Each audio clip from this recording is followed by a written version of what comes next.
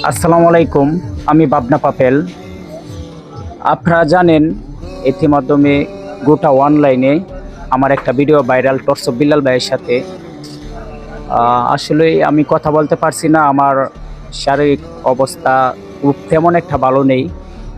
খুবই কষ্টের ভিতরে আজকে আমি লাস্ট পর্যন্ত ডাক্তারের কাছে এসেছি কিছু বড়ি নেওয়ার জন্য। আর বিষয়টা হচ্ছে, সাইদ একটা কথা বলেছে, সে বাঁচতে চাই। সাইদ কিন্তু বলেছে সে বাঁচতে চাই। এখন আমি বলতে চাই, আমি সব কিছু প্রমাণ করতে চাই। আপনারা জানেন যে টর্চ বিল্লাল ভাইয়ের সাথে একটি ভিডিও অনলাইনে খুবই ভাইরাল হচ্ছে। কতটুকু সত্যি, কতটুকু মিথ্যা এবং কতটুকু সত্যি, আপনারা সত্যিটা জেনে তারপরে আমার বিচার করবেন। আমি সবই প্রমাণ করব। এবং আমাকে টর্চ বিল্লাল ভাই যেভাবে অপমান করে তার বাড়ি থেকে বের করে দেওয়া হচ্ছে, এটা মেনে নেওয়ার মতো না।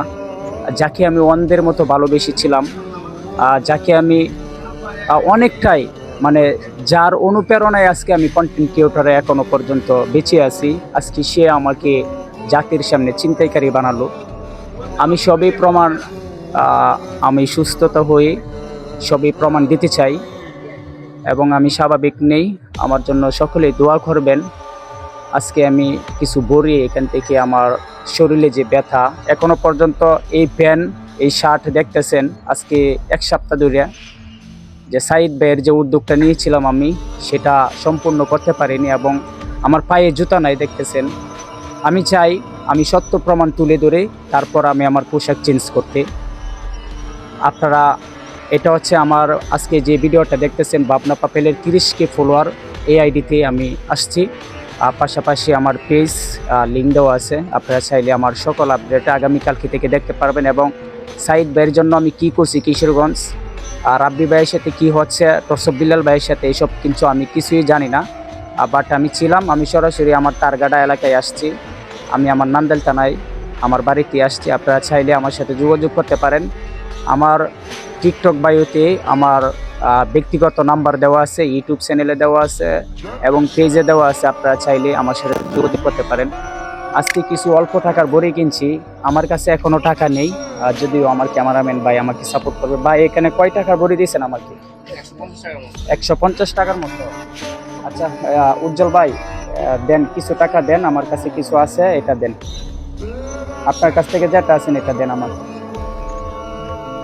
দেখি কি আছে। এটা তারগাটা বাজার। এটা একটা এমন দোকান যেখানে একবারে খুচরা বিক্রি হয় না, খুচরা মনে কম বিক্রি হয়। আপনারা কম রেটে মনে মালামাল ধরেন, হ্যাঁ ওনারা কম রেটে মালামাল ধরে। আপনারা চাইলে এখানে আসতে পারেন, এটাই বেস্ট আমি মনে করি।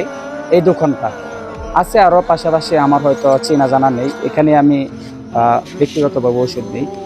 100 টাকা দিয়েছেন, 200 টাকা। আচ্ছা নেন, আপনাদের টাকাটা রাখেন। আঙ্কেল দোয়া করেন, আমি খুব অসুস্থ, দেখছেন তো আমার অবস্থা। হ্যাঁ দোয়া করেন। আপনার বাসা কোথায়? পাশাপাশি। ঠিক আছে, সকলে ভালো থাকবেন।